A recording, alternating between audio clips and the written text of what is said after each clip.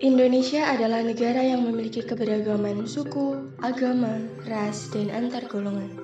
Adanya keberagaman tersebut dapat memicu beberapa keadaan yang dapat mengancam persatuan dan kesatuan negara Indonesia karena keberagaman tersebut diiringi oleh perbedaan pendapat. Beberapa hal yang mengancam persatuan tersebut dapat terjadi karena beberapa macam kasus. Kasus yang sering terjadi di era ini adalah kasus tersebarnya berita hoaks yang dapat memprovokasi beberapa pihak sehingga menimbulkan perpecahan.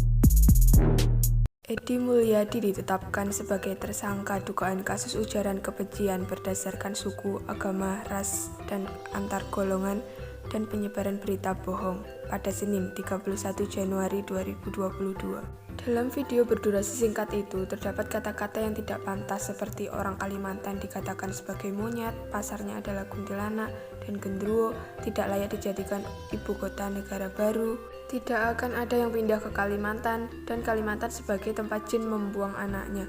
Kasus ujaran kebencian yang dilakukan Edi Mulyadi memicu amarah dari penduduk Kalimantan.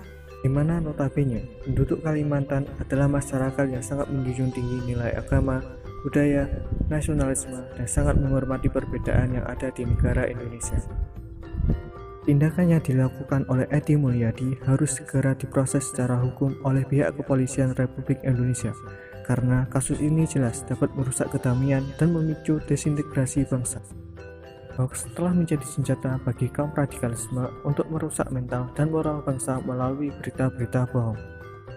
Tidak hanya itu, hoaks bahkan bisa membuat perpecahan antar anak bangsa yang bisa mengganggu persatuan dan kesatuan Negara Kesatuan Republik Indonesia. Penyebaran berita atau informasi hoaks menjadi isu yang berbahaya dalam hidup berbangsa dan bermasyarakat. Isu suku, agama, ras, dan antar golongan atau SARA hingga ujaran kebencian menjadi materi berbahaya dalam penyebaran berita hoaks. Peran pemerintah maupun masyarakat untuk mengatasi dan mengantisipasi bahaya hoax dengan melakukan klarifikasi berita yang benar pada masyarakat. 1. Kembangkan rasa penasaranmu setiap saat. Jangan langsung menyebarkan suatu berita tanpa mengecek kebenarannya. 2. Berhati-hatilah dengan judul yang provokatif. 3. Cari tahu keaslian alamat situs laman. 4. Perhatikan keaslian foto atau video. 5. Periksa keaslian berita dengan mencari tahu asal sumbernya. 6. Ikut serta dalam grup diskusi anti-hoax di media sosial. 7. Segera adukan kepada Kementerian Komunikasi dan Informatika apabila menemukan berita hoax. Sebagai masyarakat Indonesia yang cinta akan persatuan dan kesatuan tanah air, kita harus cermat dalam menanggapi setiap berita yang ada dan ikut serta meminimalisir tersebarnya berita hoaks yang mampu memecah belah bangsa.